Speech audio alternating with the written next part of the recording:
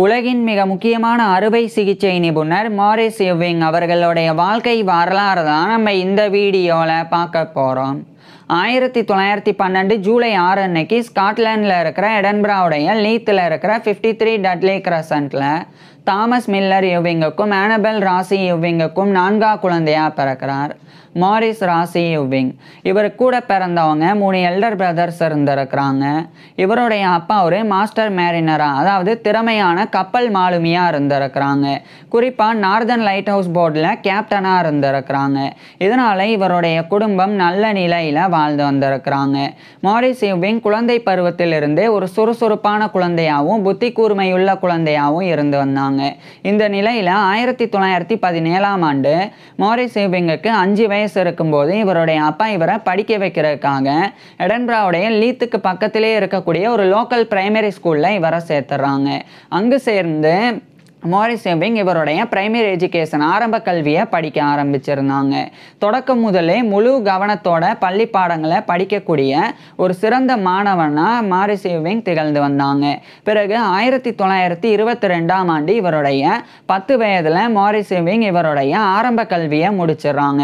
இதுக்கப்புறமா இவருடைய அப்பா இவரை மேற்கொண்டு படிக்க வைக்கிறதுக்காக அந்த எடன்பராலே இருக்கக்கூடிய டேனியல் ஸ்டூவர்ட்ஸ் காலேஜ் அப்படின்ற ஒரு இண்டிபெண்டன்ட் டே அண்ட் போர்டிங் ஸ்கூலில் இவரை சேர்த்துறாங்க.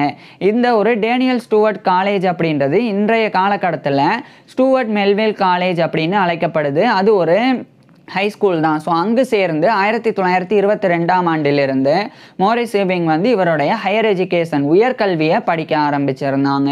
உயர்கல்வியின் போது நேச்சுரல் ஹிஸ்ட்ரி, இயற்கை வரலாறு, நேச்சுரல் சயின்சஸ், இயற்கை அறிவியல் இது போன்ற பாடங்களை மிகவும் ஆர்வத்தோடவும் ஈடுபாடோடவும் மாரிஸ் எவ்விங் படித்து வந்தாங்க. மேலும் இதே காலகட்டத்தில் இவர் ஸ்போர்ட்ஸ்லையும் நிறைய ஆர்வம் காட்ட தொடங்கியிருந்தாங்க. பர்டிகுலராக இவர் ரக்பியில் அதிக ஆர்வம் காட்டினாங்க. ஆர்வம் காட்டினது மட்டும் இல்லாமல் அப்போதைய அந்த டேனியல் ஸ்டூவர்ட்ஸ் காலேஜ் அதனுடைய ரக்பி டீம்லையும் இவர் ஒரு மெம்பராக இருந்தாங்க. குறிப்பாக அந்த டீமானது ரக்பி ஃபர்ஸ்ட் 15 அப்படின்னு இருந்தது. ஸோ அதில் ஒரு மெம்பராக இருந்தாங்க. அது மட்டும் இல்லாமல் இவருடைய அந்த இண்டிபெண்டன்ட் டே அண்ட் போர்டிங் ஸ்கூலோடைய ஒரு டுக்ஸாகவும் இவர் இருந்தாங்க. டுக்ஸ் அப்படின்னா நல்லா படிக்கக்கூடிய மாணவனை குறிக்குது. ஸோ அது மாதிரி அந்தளவுக்கு ரொம்ப நல்லா படிக்கக்கூடிய ஒரு சிறந்த மாணவனாக கல்வியிலையும் இவர் இருந்தாங்க. அதே சமயம் ஸ்போர்ட்ஸில் குறிப்பாக ரக்பியிலையும் நல்லா விளையாடக்கூடிய ஒரு சிறந்த ரக்பி பிளேயராகவும் இவர் திகழ்ந்து வந்தாங்க. இதுக்கு அப்புறம் 1929ஆம் ஆண்டு இவருடைய 17 வயதில் மாரிஸ் எவ்விங் இவருடைய ஹையர் எஜுகேஷனை அந்த டேனியல் ஸ்டூவர்ட்ஸ் காலேஜிலேருந்து முடிக்கிறாங்க. முடிச்சதுக்கப்புறமா அதே டேனியல் ஸ்டூவர்ட்ஸ் காலேஜில், அதாவது இன்றைய ஸ்டூவர்ட் மெல்வில் காலேஜில் இவர் ப்ரீ மெட்ரிகுலேஷன் ஸ்டடி படிக்க ஆரம்பிக்கிறாங்க. இது பிஃபோர் காலேஜ் ப்ரிப்பரேட்டரி கோர்ஸ் அப்படின்னு அழைக்கப்படும். அதாவது காலேஜ் ஜாயின் பண்ணி படிக்கிறதுக்கு முன்னாடி படிக்கக்கூடிய ஒரு 1 இயர் கோர்ஸ் தான் இது. 6th form education, A class education அப்படின்னு கூட அழைக்கப்படும். ஸோ அதை எடுத்து அடுத்த ஓராண்டு மாரிஸ் எவ்விங் படிக்கிறாங்க. பிறகு 1930ஆம் ஆண்டு இவருடைய 18 வயதில் மாரிஸ் எவ்விங் இவருடைய pre matriculation study before college preparatory course அப்படின்ற அந்த 1 இயர் கோர்ஸையும் அந்த ஸ்டூவர்ட் மெல்வில் காலேஜ் அப்போதைய டேனியல் ஸ்டூவர்ட்ஸ் காலேஜ் எடன்பராலேருந்து இவர் முடிக்கிறாங்க. இந்த காலகட்டத்தில் இவர் மருத்துவம் படிக்கணும் அப்படின்னு விரும்ப ஆரம்பிக்கிறாங்க. இதனால் இவருடைய அப்பா இவரை அதே எடன்பராலே இருக்கக்கூடிய university of Edinburgh medical school அங்கே இவரை சேர்த்துறாங்க. அங்கே இவர் சேர்றதுக்கு கிரேட்டன் ஸ்காலர்ஷிப் அப்படின்ற ஒரு ஸ்காலர்ஷிப்பையும் இவர் டேனியல் ஸ்டூவர்ட்ஸ் காலேஜில் நல்லா படித்து இவர் நல்லா படித்து இவருடைய ஹையர் எஜுகேஷன் முடித்தனால 1930ஆம் ஆண்டு இந்த கிரேட்டன் ஸ்காலர்ஷிப்பை பெற்றாங்க. ஸோ இதையும் பயன்படுத்தி அந்த யூனிவர்சிட்டி ஆஃப் எடன்பரா மெடிக்கல் ஸ்கூலில் மாரிஸ் எவ்விங் மருத்துவம் படிக்க ஆரம்பிச்சிருந்தாங்க. குறிப்பாக இவர் MBCSB படிக்க ஆரம்பிச்சிருந்தாங்க. MBCSB அப்படின்றதினுடைய லட்டின் expansion மெடிசனே பேக்லோரியஸ் சிர்ஜியை. இதுவே இங்கிலீஷில் MBBS bachelor of medicine and bachelor of surgery. இதை தான் இவர் மாரிஸ் எவ்விங் அந்த யூனிவர்சிட்டி ஆஃப் எடன்பரா மெடிக்கல் ஸ்கூலில் 1930ஆம் ஆண்டிலிருந்து படிக்க ஆரம்பிக்கிறாங்க.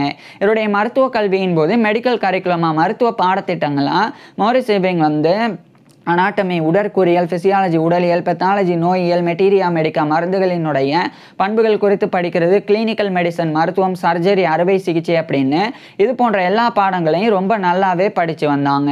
பர்டிகுலராக இவருக்கு அனாட்டமி, பிசியாலஜி, சர்ஜரி இந்த 3 சப்ஜெக்ட்ஸில் அதிக ஆர்வம் இருந்து வந்தது. அனாட்டமி அப்படின்றது உடற்கூறியல் அப்படின்னா உடல் உறுப்புகள், திசுக்கள், எலும்புகள் அவைகளினுடைய ஸ்ட்ரக்சர் கட்டமைப்பு குறித்து படிக்கிறது தான் உடற்கூறியல். உதாரணத்துக்கு நம்மளுடைய உடலில் இருக்கக்கூடிய எலும்புகளினுடைய கட்டமைப்பு, நம்மளுடைய உடலில் இருக்கிற இதயம் அது வந்து எந்த மாதிரி கட்டமைப்பில் இருக்குது, அதனுடைய வடிவம் என்ன, அதில் எத்தனை சேம்பர்ஸ் அறைகள் இருக்குது, அதில் எத்தனை இரத்த நாளங்கள் இருக்குது, அது எந்த மாதிரி வந்து உடல் முழுவதும் பரவி இருக்குது. ஸோ இது மாதிரி உடல் திசுக்கள், எலும்புகள், உறுப்புகள் அவைகளினுடைய கட்டமைப்பு ஸ்ட்ரக்சர் குறித்து படிக்கிறது அனாட்டமி, உடற்கூறியல். அதே சமயம் ஃபிசியாலஜி, உடலியல் அப்படின்றது உடல் உறுப்புகளினுடைய ஃபங்க்ஷன், செயல்பாடுகள் குறித்து படிக்கிறது தான் ஃபிசியாலஜி. உதாரணத்துக்கு நம்மளுடைய உடலில் எப்படி பிளட் சர்க்குலேட் ஆகுது, இதயம் எப்படி துடிக்குது, இது மாதிரியான உடல் செயல்பாடுகள் குறித்து படிக்கிறது ஃபிசியாலஜி, உடலியல் அப்படின்றது. அதுக்கப்புறம் சர்ஜரி, அறுவை சிகிச்சை அப்படின்னா இந்த ஆப்ரேஷன் சர்ஜரி பண்ணுறது. ஸோ அந்த சர்ஜிக்கல் ப்ரொசீஜர் குறித்து கற்றுக்கிறது. ஸோ இந்த 3 சப்ஜெக்ட்ஸில் இவர் வந்து அதிக ஆர்வம் காட்டினாங்க. ரொம்ப நல்லாவும் படித்து நிறைய ப்ரைஸஸை இவர் வந்து வின் பண்ணாங்க. அதில் பர்டிகுலராக 1935ஆம் ஆண்டு இவருடைய 23 வயதில் மாரிஸ் ஈவிங் வந்து அந்த MBCHB மெடிசனே பேக்லோரிஸ் சர்ஜரி அப்படின்ற MBBS bachelor of medicine and bachelor of surgery இந்த ஒரு டிகிரியை யூனிவர்சிட்டி ஆஃப் எடன்பா மெடிக்கல் ஸ்கூலில் இருந்து அவர் முடிக்கிறாங்க. முடிக்கும்போது most distinguish scholar of the year அப்படின்ற பட்டத்தை பெற்று அதன் மூலமாக எட்டல் ஸ்காலர்ஷிப்பை இவர் வந்து பெற்றாங்க. ஸோ அந்தளவுக்கு இவர் வந்து ரொம்ப நல்லா படிக்கக்கூடிய ஒரு சிறந்த மாணவனாக இவருடைய மருத்துவ கல்வியை முடிச்சிருந்தாங்க. மேலும் இவருக்கு மூவான் ஸ்காலர்ஷிப்பும் வந்து வழங்கப்பட்டது. இதுக்கப்புறமா இவர் வந்து மருத்துவ பட்டம் பெற்ற உடனே இவர் ஒரு மருத்துவராக நோயாளிகளுக்கு சிகிச்சையெல்லாம் கொடுக்க முடியாது. அதுக்கு முன்னாடி ஒரு மருத்துவமனையில் சேர்ந்து அங்கே இருக்கக்கூடிய தேர்ந்த மருத்துவர்கள் நோயாளிகளுக்கு சிகிச்சை கொடுக்கறத பார்த்து பயிற்சி பெறணும். அதுக்கப்புறமா அந்த தேர்ந்த மருத்துவர்களினுடைய மேற்பார்வையின் கீழே மாரிஸ் ஈவிங் நோயாளிகளுக்கு சிகிச்சை கொடுக்கணும். இதெல்லாம் சரியாக செஞ்சால் தான் மாரிஸ் ஈவிங் ஒரு மருத்துவராக தகுதி பெற முடியும். இதுக்காக மாரிஸ் ஈவிங் வந்து அதே எடன்பாலே இருக்கக்கூடிய royal infirmary of Edinburgh RIE அப்படின்ற ஒரு வாலண்டரி ஹாஸ்பிட்டல், அது வந்து ஷார்ட்டா RIE அப்படின்னு அழைக்கப்படும், அது எடன்பா ராயல் இன்ஃபர்மரி அப்படின்னும் அழைக்கப்படும். ஸோ அங்கே வந்து ஜாயின் பண்ணுறாங்க ஒரு ஹவுஸ் சர்ஜனா. குறிப்பாக அங்கே வந்து சர் டேவிட் வில்கே அப்படின்ற ஒரு சர்ஜன், அறுவை சிகிச்சை நிபுணர் இருந்தாங்க. அவருக்கு கீழே இவர் ஒரு ஹவுஸ் சர்ஜனா இவருடைய சர்ஜிக்கல் ட்ரைனிங்கை எடுத்துக்க ஆரம்பிக்கிறாங்க. அதாவது இவருக்கு மாரிஸ் ஈவிங்குக்கு வந்து ஒரு சர்ஜன், அறுவை சிகிச்சை நிபுணர் ஆகணும் அப்படின்றது தான் விருப்பமாக இருந்தது. இதனால இந்த ராயல் இன்ஃபர்மரி ஆஃப் எடன்பால சர் டேவிட் வில்கி அப்படின்ற அந்த ஒரு அறுவை சிகிச்சை நிபுணர்கிட்ட இவர் வந்து சர்ஜிக்கல் ட்ரைனிங், அந்த அறுவை சிகிச்சை பயிற்சியை எடுத்துக்கிட்டாங்க. ஃபஸ்ட்டு ஒரு வருடம் 1936 வரைக்கும் அந்த சர் டேவிட் வில்கி வந்து நோயாளிகளுக்கு அறுவை சிகிச்சை பண்ணுறதை பார்த்து மாரிஸ் ஈவிங் வந்து பயிற்சி பெற்றாங்க. அடுத்த ஆண்டிலிருந்து 1936க்கு பிறகு சர் டேவிட் வில்கியோடைய மேற்பார்வையின் கீழே இவர் மாரிஸ் ஈவிங்கை வந்து நோயாளிகளுக்கு அறுவை சிகிச்சையெல்லாம் பண்ண தொடங்குறாங்க. இதுக்கப்புறம் 1937ஆம் ஆண்டு இவருடைய 25 வயதில் இவர் வந்து மாரிஸ் ஈவிங் வந்து ஒரு சர்ஜனாக இவருடைய ஹவுஸ் சர்ஜனாக சர்ஜிக்கல் ட்ரைனிங்கை முடிச்சுட்டு ஒரு சர்ஜன், அறுவை சிகிச்சை நிபுணராக தகுதி பெற்றுறாங்க. இதுக்கப்புறம் இவர் உடனடியாக ஸ்காட்லாண்டில் இருக்கிற எடன்பாலேருந்து இங்கிலாந்தில் இருக்கிற ஈஸ்ட் மிட்லண்ட்ஸோடைய லெஸ்டர்ஷைரில் இருக்கிற லெஸ்டருக்கு போகிறாங்க.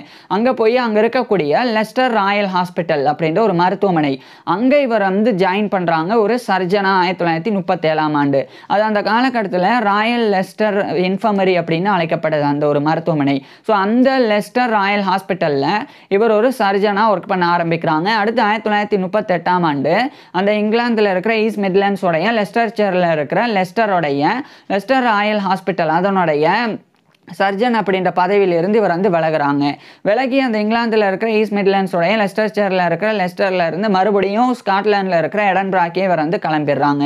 எடன்பாக்கு போனதுக்கப்புறமா அங்கே இவர் படித்த university of Edinburgh medical school, அங்கே இவர் ஒரு demonstrator in anatomy and physiology அப்படின்ற பதவியை வகிக்க தொடங்குறாங்க.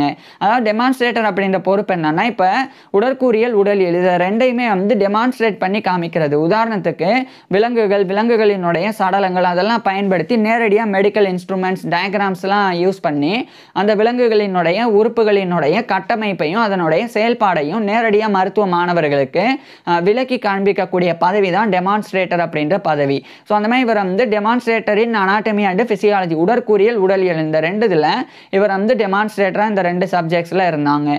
அதை தொடர்ந்து இவர் வந்து அந்த எடன்பாலே இருக்கக்கூடிய royal college of surgeons of Edinburgh அதனுடைய ஃபெல்லோஷிப்பை பெறணும் அப்படின்னா அதுக்குண்டான எக்ஸாமினேஷனுக்கு இவர் ப்ரிப்பேர் பண்ணி எக்ஸாமினேஷனை அட்டன் பண்ணுறாங்க. பிறகு 1939ஆம் ஆண்டு இவருடைய 27 வயதில் மாரிஸ் ஈவிங் வந்து Royal college of surgeons of எடன்பாவுடைய ஒரு ஃபெல்லோவாக தேர்ந்தெடுக்கப்படுறாங்க. இது வந்து எடன்பாவில் இருக்கக்கூடிய சர்ஜன்ஸ், அறுவை சிகிச்சை நிபுணர்களுக்கு உண்டான ஒரு royal college. So fellow of the Royal college of surgeons of Edinburgh FRCSED அப்படின்ற இந்த ஒரு பட்டத்தை கௌரவத்தை 1939ஆம் ஆண்டு மாரிஸ் இர்விங் பெறாங்க. பிறகு இவர் சர்ஜிக்கல் ட்ரைனிங் பெற்ற அந்த ராயல் இன்ஃபர்மரி ஆஃப் எடன்பரா அதனுடைய சர்ஜிக்கல் அவுட் பேஷண்ட் டிபார்ட்மெண்ட் அதனுடைய ஒரு சர்ஜனா 1939ஆம் ஆண்டு மாரிஸ் இர்விங் வந்து நியமிக்கப்படுறாங்க. இந்த நிலையில தான் இதே 1939ஆம் ஆண்டு செகண்ட் வேர்ல்டு வார் இரண்டாம் உலகப் போரானது தொடங்கிறது. இந்த இரண்டாம் உலகப் போர் தொடங்கிய பிறகு மாரிஸ் இர்விங் வந்து ராயல் நேவல் ஆர்மி ரிசர்வ்ல வந்து ஜாயின் பண்றாங்க. ஸோ இது வந்து ராயல் நேவல் ஹாஸ்பிட்டல் ரிசர்வ் இது வந்து அந்த கடற்படையில் ஒர்க் பண்ணக்கூடிய அந்த படை வீரர்கள் ஸோ அவங்களுக்கு ஏற்படக்கூடிய நோய்களுக்கு சிகிச்சை கொடுக்கறதுக்காக உருவாக்கப்பட்டது தான் இந்த ராயல் நேவல் அந்த ரிசர்வ் அப்படின்றது. ஸோ அதில் இவர் வந்து ஜாயின் பண்ணுறாங்க. குறிப்பாக அதில் இவர் ஒரு சர்ஜன் லெப்டினண்ட்டாக 1940ஆம் ஆண்டு நியமிக்கப்படுறாங்க. நியமிக்கப்பட்டதுக்கப்புறமா இவர் வந்து மால்டா அப்படின்ற இடத்துக்கு அனுப்பப்பட்டு அந்த மால்டாவில் இருக்கிற பீகி அப்படின்ற இடத்துக்கு இவர் வந்து அனுப்பப்படுறாங்க. அங்கே போய் இவர் ஒரு சர்ஜன் லெப்டினண்ட்டாக மாரிஸ் இர்விங் வந்து பணிபுரிஞ்சு வந்தாங்க. இவர் அங்கே பணிபுரியும் போது ஒரு வாலண்டியர் ஏர் டிட்டாச்மெண்ட் நர்ஸான ஃபில்லிஸ் ஏடித் பார்னல் அப்படின்ற ஒரு பெண்ணை இவர் வந்து சந்தித்த பிறகு இந்த மாரிஸ் இர்விங்கும் அந்த ஒரு நர்ஸான அந்த ஃபில்லிஸ் ஏடித் பார்னல் இவங்க ரெண்டு பேரும் ஒருத்தர் நேசிக்கவும் தொடங்குறாங்க. இதுக்கப்புறம் 1945ஆம் ஆண்டு இந்த இரண்டாம் உலக போர் முடிவடைஞ்சிருது. போர் முடிவடைஞ்சதுக்கு அப்புறமா இந்த ராயல் நேவல் ரிசர்வ் மாதிரியான எல்லாமே வந்து ஆர்மி நேவி அதெல்லாமே வந்து டிமொபைலைஸ் பண்ணப்படுது.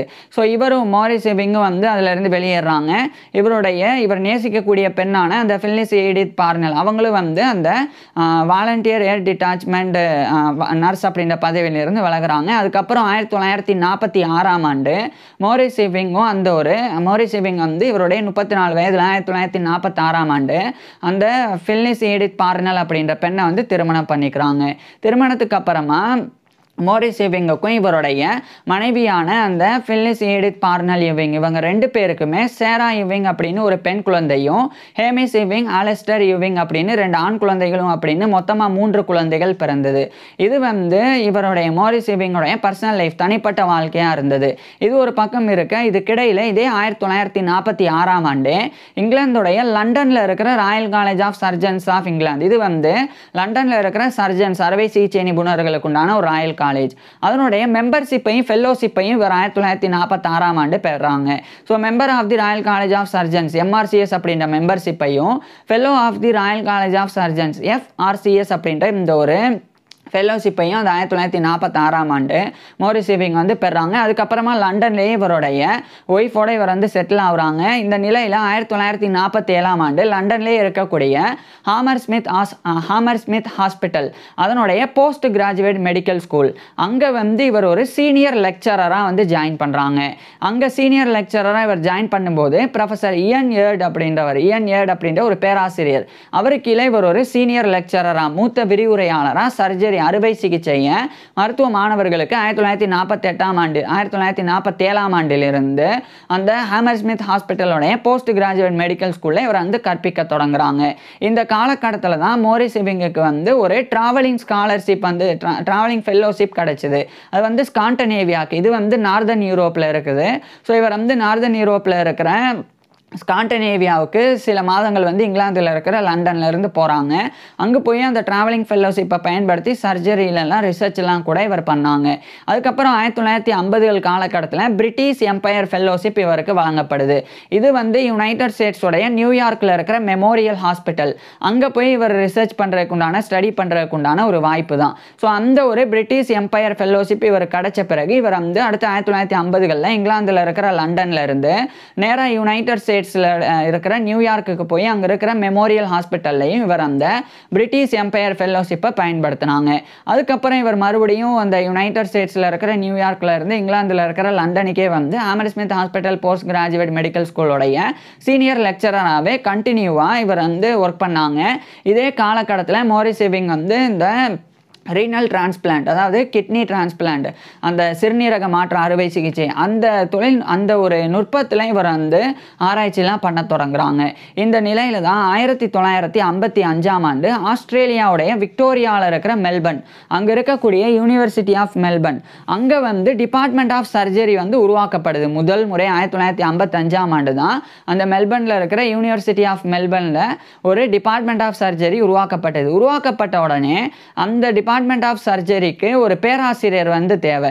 அப்போ அவங்க வந்து James Stuart chair of surgery அப்படின்னு சொல்லி ஒரு பேராசிரியர் பதவியை உருவாக்குனாங்க. சேர் அப்படின்னாலும் ப்ரொஃபஸர்னாலும் ஒன்று தான்.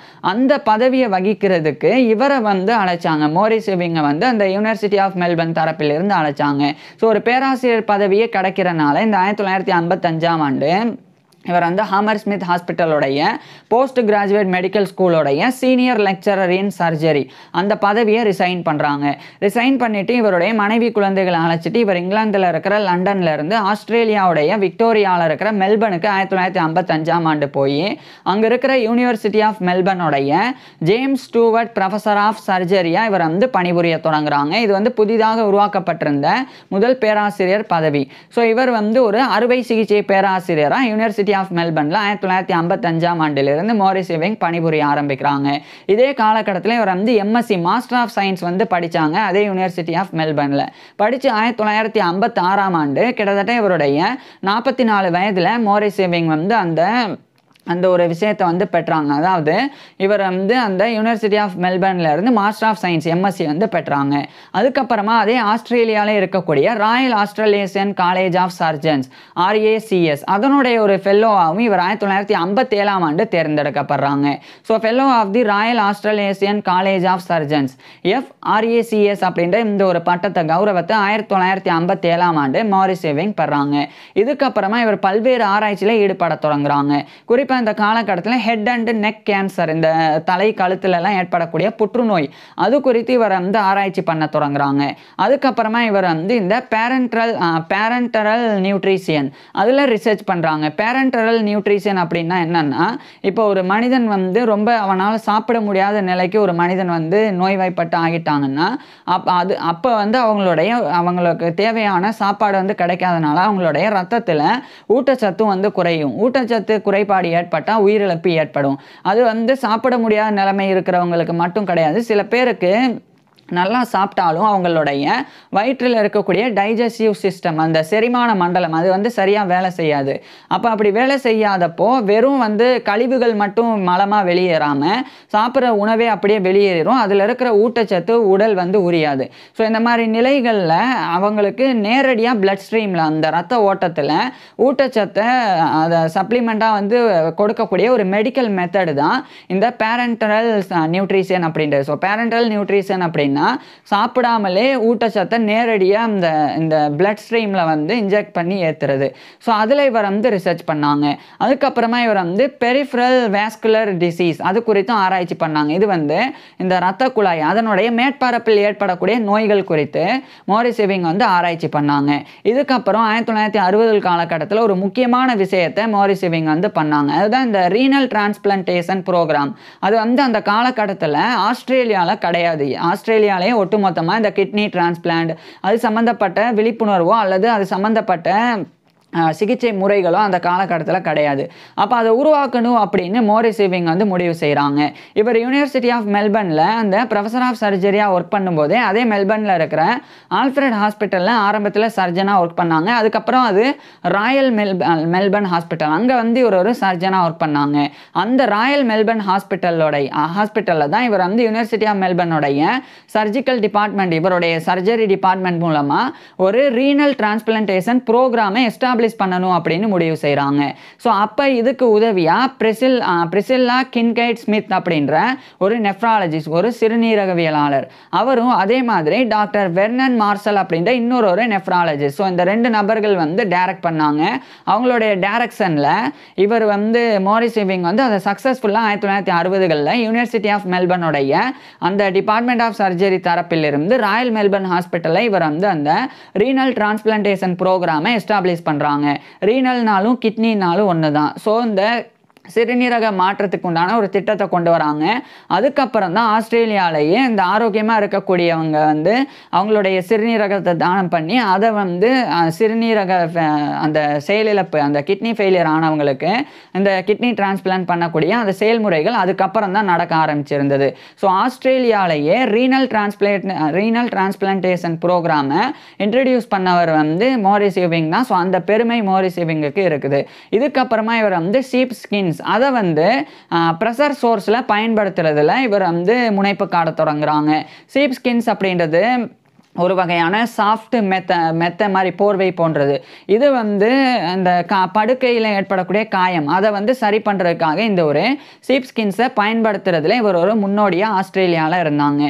ப்ரெஷர் சோர்ஸ் அப்படின்றது பெட் சோர்ஸ் அப்படின்னு அழைக்கப்படும். அதாவது இந்த பக்கவாதத்தினால பாதிக்கப்பட்டவங்க அல்லது வேறு காரியங்கள்னால நகர முடியாமல் படுத்த படுக்கையாக இருக்கிறவங்க, அவங்க வந்து பெட்லேயே படுத்திருக்கும் போது அவங்களினுடைய அந்த பகுதி வந்து அவங்களுடைய உடல் வந்து பெட்லேயே இருக்கும். அப்போ சில பகுதிகளில் வந்து ரத்த ஓட்டம் இருக்காது.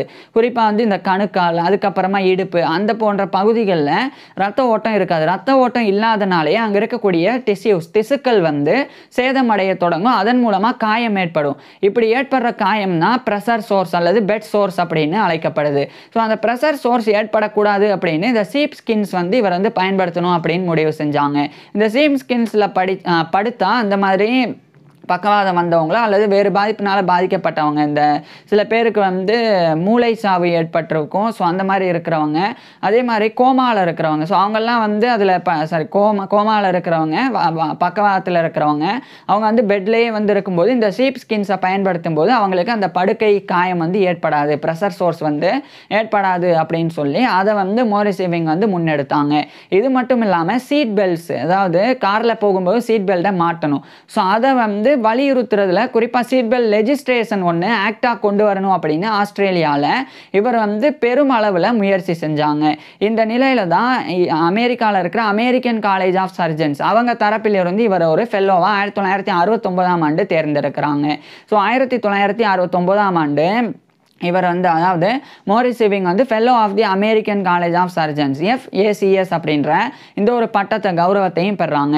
அதுக்கப்புறமா 1970ஆம் ஆண்டு ஒட்டுமொத்த ஆஸ்திரேலியாவில் இருக்கிற விக்டோரியா அந்த ஸ்டேட்டில் சீட் பெல்ட் லெஜிஸ்ட்ரேஷன் வந்து கொண்டு வரப்படுது. அது கொண்டு வரப்பட்ட பிறகு காரில் போனால் கம்பல்சரியாக சீட் பெல்ட்ஸ் இருக்கணும், அது மாட்டணும் அப்படின்றத அவங்க வந்து அந்த ஒரு சீட் பெல்ட் லெஜிஸ்ட்ரேஷனாக கொண்டு வந்தாங்க. ஸோ விபத்தில் உயிரிழப்பு தடுக்கிறதுக்காக.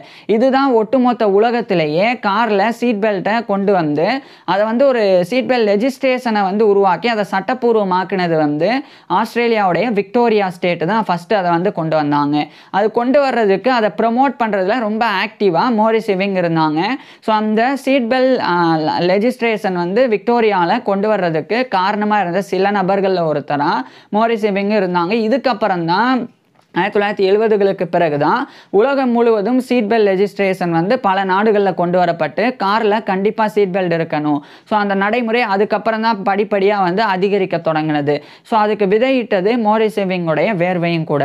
இதுக்கப்புறமா மோரிஸ் யூவிங் வந்து தொடர்ச்சியாக அந்த யூனிவர்சிட்டி ஆஃப் மெல்பர்னுடைய டிபார்ட்மெண்ட் ஆஃப் சர்ஜரியில் ப்ரொஃபஸர் ஆஃப் சர்ஜரியாக பணிபுரிஞ்சுக்கிட்டு அந்த ராயல் மெல்பர்ன் ஹாஸ்பிட்டலில் பணிபுரிஞ்சு வந்தது மட்டும் இல்லாமல் செயின்ட் வின்சென்ட்ஸ் ஹாஸ்பிட்டல், அதுக்கப்புறமா பிரின்ஸ் ஹென்ரிஸ் ஹாஸ்பிட்டல், இது போன்ற மருத்துவமனைகள்லையும் இவர் வந்து சர்ஜிக்கல் டீச்சிங்கை வந்து மேற்கொண்டாங்க. அதாவது இந்த ஹாஸ்பிட்டல்ஸ் எல்லாம் வந்து வெறும் வந்து நோயாளிகளுக்கு சிகிச்சை கொடுக்கக்கூடிய ஒரு ஹாஸ்பிட்டல்ஸ் மட்டும் கிடையாது.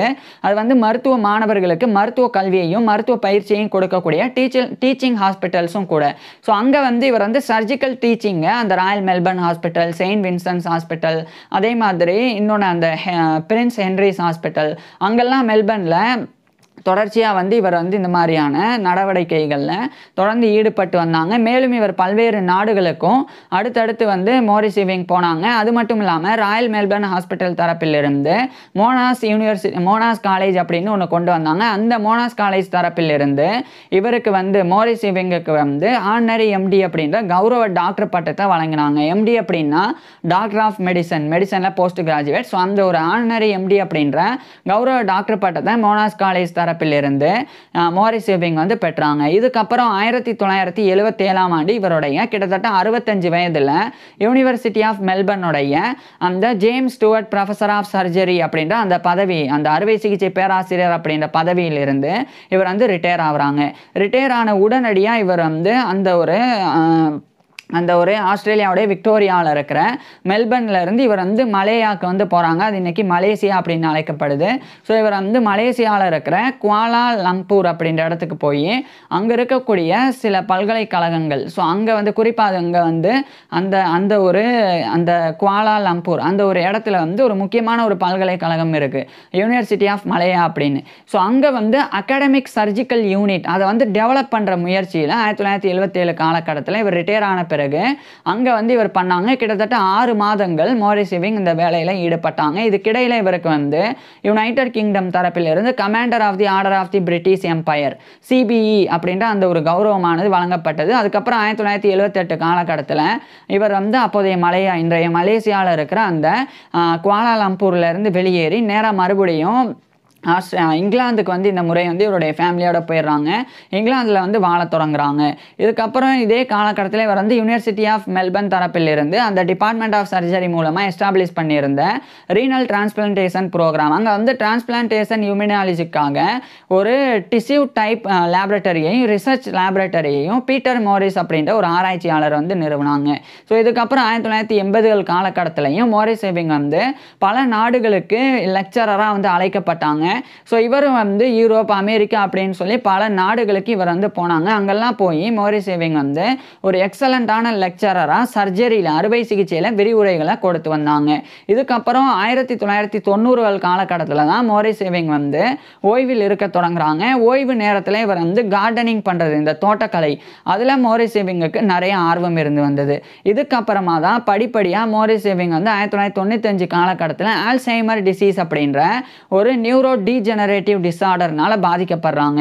இதனால மெமரி லாஸ் ஆகுது. அதுக்கப்புறமா மென்டல் ஹெல்த் பாதிக்கப்பட்டு உடல் அளவுலையும் இவருடைய ஃபிசிக்கல் ஹெல்த்தும் பாதிக்கப்படுது. இறுதியாக இவர் வந்து உடல்நல குறைபாடுனால பாதிக்கப்பட்டுறாங்க. இதுக்கிடையில் மோரிஸ் யூவிங்குடைய மனைவியான அந்த ஃபில்லிஸ் எடித் பார்னல் யூவிங் அவங்க வந்து இறந்து போயிடுறாங்க. ஸோ இது வந்து இவருடைய மனைவி. ஸோ இது வந்து இவருடைய பர்சனல் லைஃப்பில் இவருக்கு ஏற்பட்ட பாதிப்பாக இருந்தது. இதுக்கப்புறம் 1999ஆம் ஆண்டு ஜூன் 24 அன்னைக்கு இவருடைய 87வது பர்த்டே வர்றதுக்கு 12 நாட்களுக்கு முன்னாடி இவருடைய 86 வயதில் மோரிஸ் யூவிங் இறந்து போயிடுறாங்க. ஸோ இவருடைய 87வது வயது இவருடைய 87வது பர்த்டேக்கு கரெக்டாக 12 நாட்களுக்கு முன்னாடி 1999 ஜூன் 24 அன்னைக்கு இவருடைய 86 வயதில் மோரிஸ் யூவிங் இறந்து போயிடுறாங்க. மோரிஸ் யூவிங் வந்து இறந்து போயிட்டாலும் இன்னைக்கு வரைக்குமே ஆஸ்திரேலியாவில் போற்றப்படக்கூடிய அறுவை சிகிச்சை நிபுணர்களில் ஒருத்தராக மோரிஸ் யூவிங் வந்து இருந்து வராங்க. இதுக்கு முக்கியமான காரணம் இவர் செஞ்ச சில விஷயங்கள். அதில் ஒன்று இந்த ரீனல் டிரான்ஸ்பிளான்ட் ப்ரோக்ராம், அதை வந்து முதல் முறையாக ஆஸ்திரேலியாவில் அறிமுகப்படுத்தினது. அதுக்கப்புறம் சீட் பெல்ட் லெஜிஸ்ட்ரேஷன் அது வந்து கொண்டு வரப்படுறதுக்கு முக்கிய காரணமாக மோரிஸ் யூவிங் வந்து இருந்தது.